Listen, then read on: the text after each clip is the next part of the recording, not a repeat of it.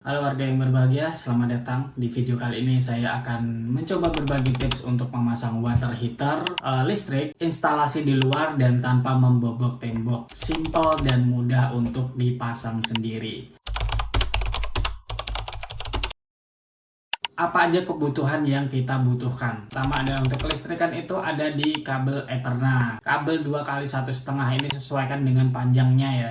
Yang kedua adalah peralon dos hitam. Jadi kalau peralon ini untuk melindungi ketika mungkin kabelnya ada yang sobek atau gimana, biar kalaupun kena air itu aman. Jadi lebih baik kalau di kamar mandi saya sarankan untuk dikasihkan peralon. Top kontak itu 2 lubang, itu fungsinya nanti untuk water heaternya satu, dan yang kedua itu untuk pompa dorong jika kekuatan tekanan air di rumah teman-teman itu kurang. Steker broko ini untuk kita ngambil listriknya di mana gitu. Ada selang kabel spiral, ini biar lebih rapi aja. Jadi biasanya kan kalau di kamar mandi itu kan banyak tekukan di pojok-pojok. Terus kemudian klem penjepit biar rapi dan kokoh. Nah, kurang lebih untuk instalasi listriknya saya kemarin di angka sekitar 100 ribuan ya, atau 89 ribuan sama ongkir-ongkir yang kepala 100 ribu.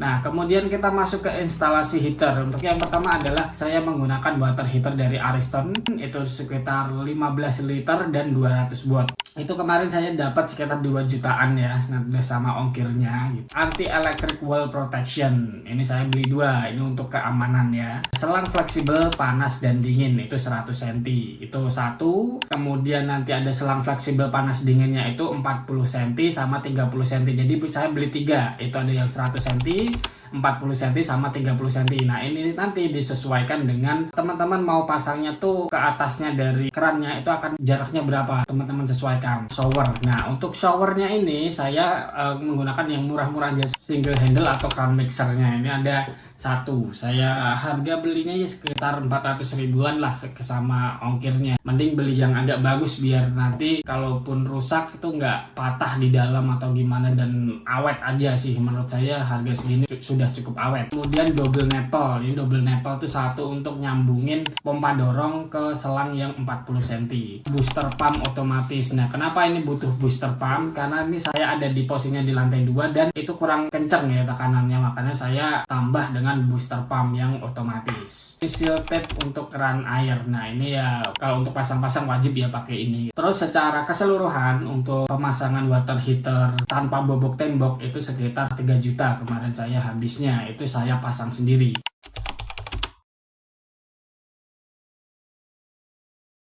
Saya kasih linknya di bawah di deskripsi kalau teman-teman mau lihat link-link pembeliannya. Kemudian saya coba instalasikan untuk kayak gimana pemasangannya. Let's go.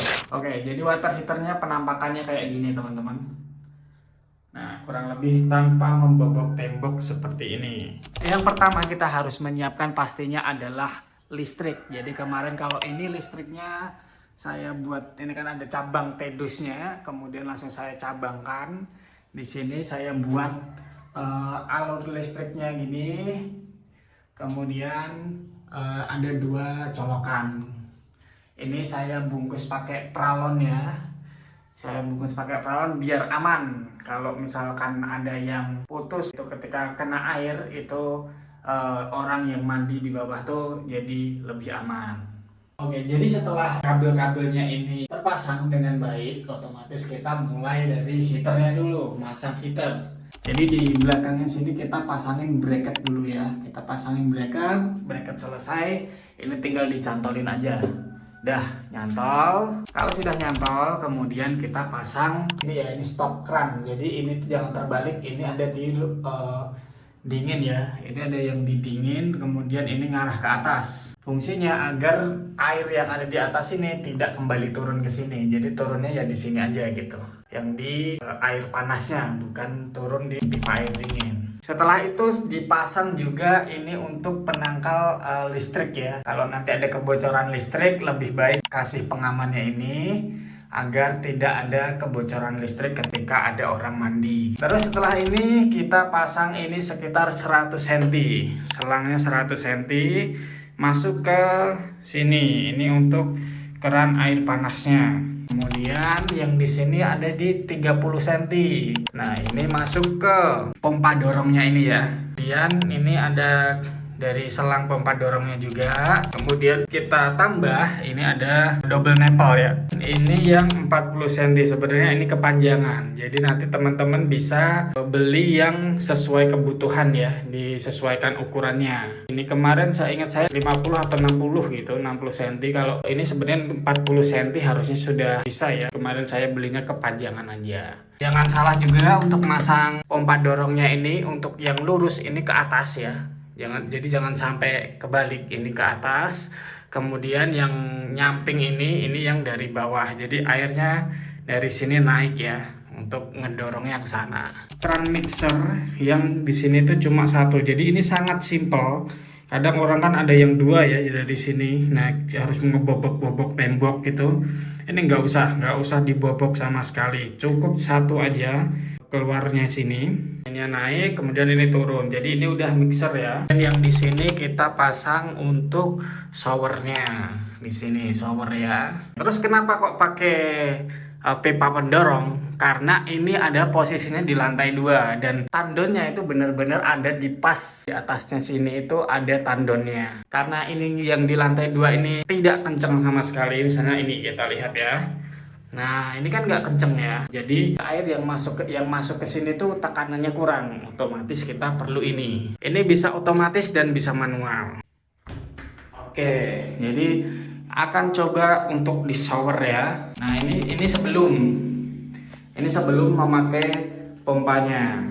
Nah, mungkin kalau otomatis, kalau dia ininya masih full, nah ini kan masih belum ini. Kalau pengen cepat, kita nyalain aja manual juga biar cepat. Nah, perbedaannya kayak gini ketika menggunakan pompa pendorong ini. Nah, kalau ini tuh anti air teman-teman.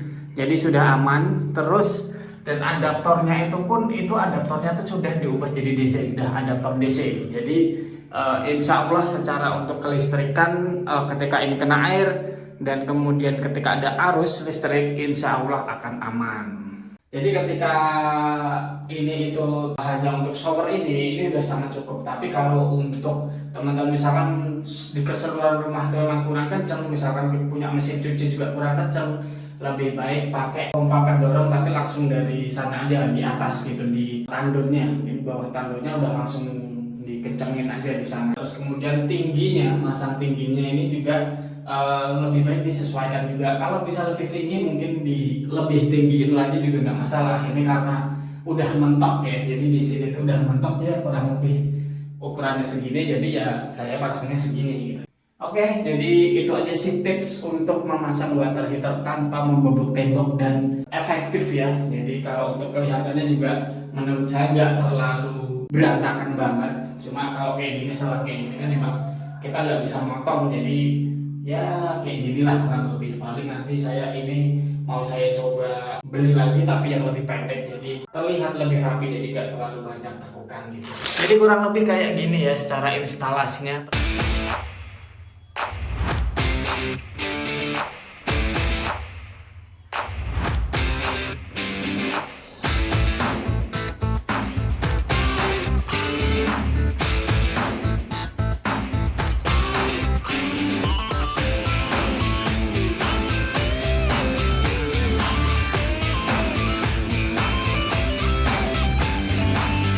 Jadi itu aja tips memasang water heater tanpa membobok tembok untuk listrik ya teman-teman.